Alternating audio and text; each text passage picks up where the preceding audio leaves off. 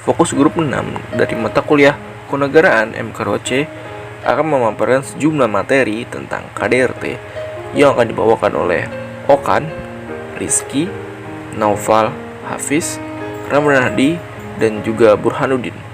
Mari berikut video penjelasannya. Baik, selanjutnya saya akan menjelaskan tentang apa itu KDRT. Mungkin kita semua di sini telah familiar mendengar dengan sebutan KDRT. Tapi sebenarnya KDRT itu apa sih? Nah, KDRT ini adalah singkatan dari kekerasan dalam rumah tangga. KDRT ini adalah setiap perbuatan terhadap seseorang, terutama perempuan, yang berakibat timbulnya kesengsaraan atau penderitaan secara fisik, baik itu seksual, psikologis, dan maupun penelantaran rumah tangga, termasuk ancaman untuk melakukan perbuatan, pemaksaan, atau perampasan kemerdekaan secara melawan hukum dalam lingkup rumah tangga. Nah, penelantaran rumah tangga adalah seseorang yang menelantarkan orang dalam lingkup rumah tangganya, padahal menurut hukum yang berlaku baginya atau karena persetujuan atau perjanjian ia wajib memberikan kehidupan.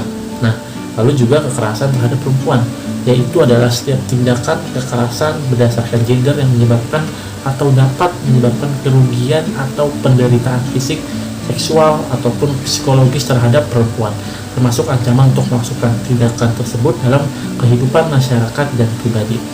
Nah, tindakan kekerasan rumah tangga adalah ini memberikan penderitaan baik secara fisik maupun mental di luar batas-batas tertentu terhadap orang lain yang berada di dalam satu rumah, seperti terhadap pasangan hidup, anak, atau orang tua, dan tindak kekerasan tersebut dilakukan di dalam rumah. Maka dari itu, kita harus senantiasa berbuat saling menghargai satu sama lain, sehingga tidak adanya saling kecemburuan satu sama lain yang akan menyebabkan kekerasan di dalam rumah tangga ini, terutama terhadap pasangan suami istri, yang harus kita saling percaya satu sama lain sehingga kita bisa menciptakan kekeluargaan yang sangat tentram ataupun tidak adanya KDRT.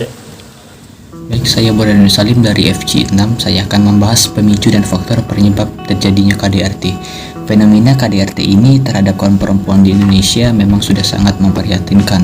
Menyikapi hal tersebut, pemerintah terus berupaya menangani kasus ini. Salah satunya dengan melakukan survei pengalaman hidup perempuan nasional atau SPHPN tahun 2016 untuk mengetahui apa saja penyebab dan apa saja bentuk-bentuk kekerasan yang dialami oleh perempuan di Indonesia ini. Jadi berdasarkan hasil SPHPN tahun 2016 itu terdapat 4 faktor penyebab terjadinya KDRT, yaitu faktor individu. Jika dilihat dari bentuk pengesahan perkawinan seperti melalui kawin siri secara agama, adat, dan kontrak atau lainnya, perempuan yang menikah secara resmi selain secara resmi di KUA lebih berpotensi mengalami kekerasan fisik atau seksual setelah mereka menikah. Yang kedua itu faktor pasangan. Perempuan yang suaminya berselingkuh dengan perempuan lain cenderung mengalami kekerasan fisik atau seksual lebih besar dibandingkan dengan yang tidak berselingkuh. Di kebanyakan kasus KDRT memang perselingkuhan merupakan faktor utama penyebabnya. Yang ketiga itu faktor sosial budaya, seperti timbulnya rasa khawatir akan bahaya kejahatan yang mengancam. Perempuan yang selalu dibayangi kekhawatiran ini memiliki risiko lebih besar mengalami KDRT dibandingkan mereka yang tidak merasa khawatir.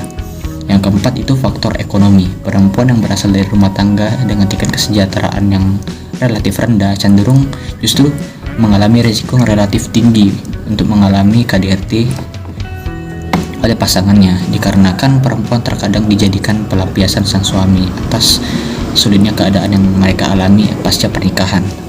Jadi setelah sekian banyak faktor yang memicu KDRT, perlu kita pahami bahwa pentingnya konsep kesetaraan dalam rumah tangga adalah kunci dalam menghentikan tindak KDRT. Dalam keluarga terbagi peran-peran yang dijalankan oleh laki-laki dan perempuan, di mana peran ini menentukan berbagai pengambilan keputusan serta nilai-nilai luhur, termasuk nilai kesetaraan dan keadilan gender yang ditanamkan. Nilai-nilai ini semestinya bisa dikomunikasikan di awal pembentukan keluarga, yang ini pada saat jenjang pernikahan. Perlu adanya komitmen yang kuat yang terbentuk baik dalam pribadi laki-laki maupun perempuannya. Komitmen yang telah terbentuk tersebut diharapkan mampu membangun komunikasi dua arah di antara suami dan istri yang berimplikasi pada keutuhan keluarga, sehingga kasus-kasus KDRT pun dapat tereliminasi.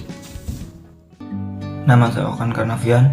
Kali ini saya akan membahas tentang bagaimana perlindungan Komnas HAM terhadap korban kekerasan dalam rumah tangga atau KDRT.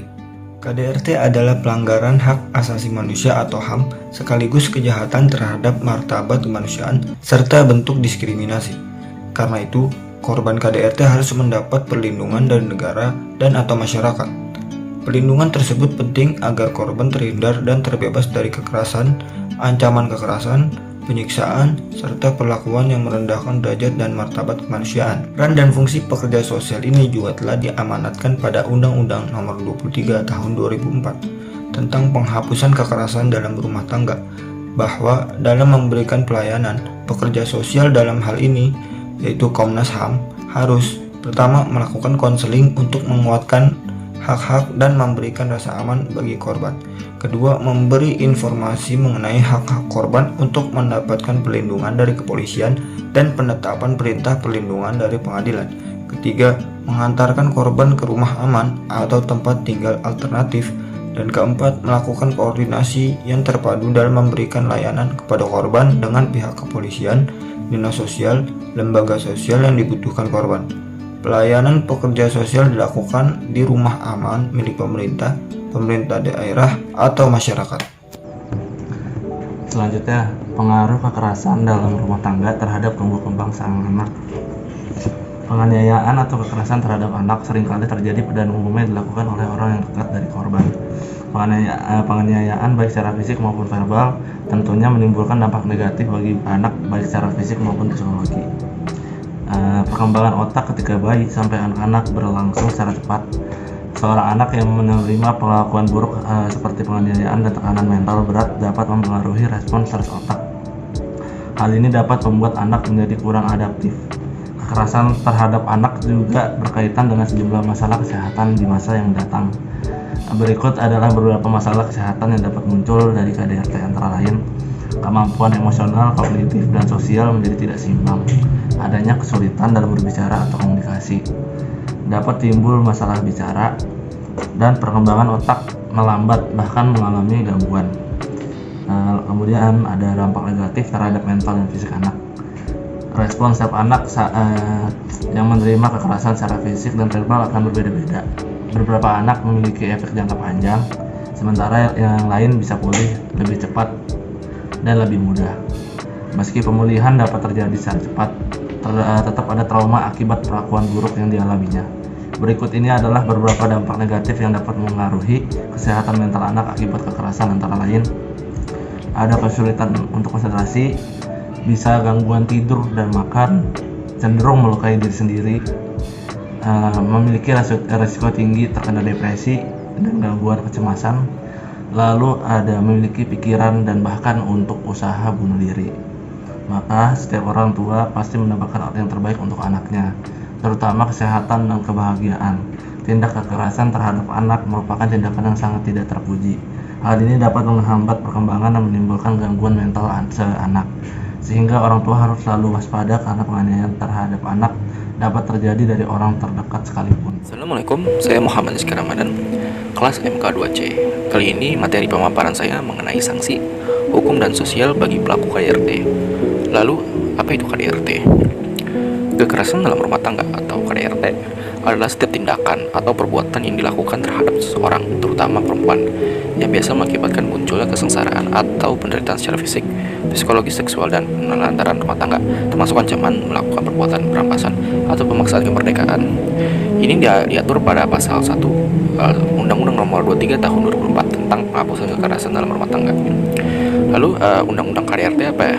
Saat ini sudah ada Undang-Undang KDRT yang menjadi payung hukum kekerasan dalam lingkup rumah tangga. Undang-undang ini mengatur sanksi tegas bagi pelaku KDRT yang diharapkan akan mengurangi angka KDRT di Indonesia. Meski begitu, terhadap peraturan perundang-undangan lain yang bisa diterapkan dalam keadaan tertentu, misalnya KDRT terhadap anak. Maka selain Undang-Undang KDRT, dimungkinkan juga diterapkan Undang-Undang Perlindungan Anak.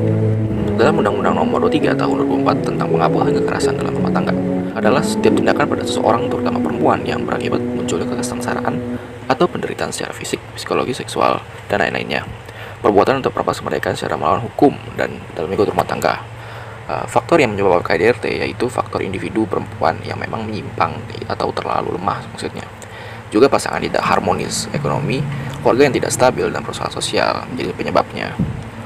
Budaya namun dosen ini masih sangat mungkin dibalut oleh persoalan hubungan yang tidak seimbang antara kuasa. Lalu apa sanksi sosialnya?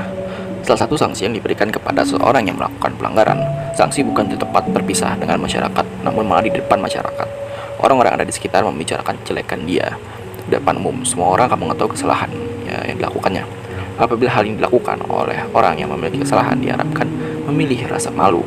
Rasa malu ini sebagai bentuk sanksi yang harus diterima ketika semua orang tahu kejahatan, maka mungkin akan dijauhi oleh orang-orang yang ada di sekitarnya.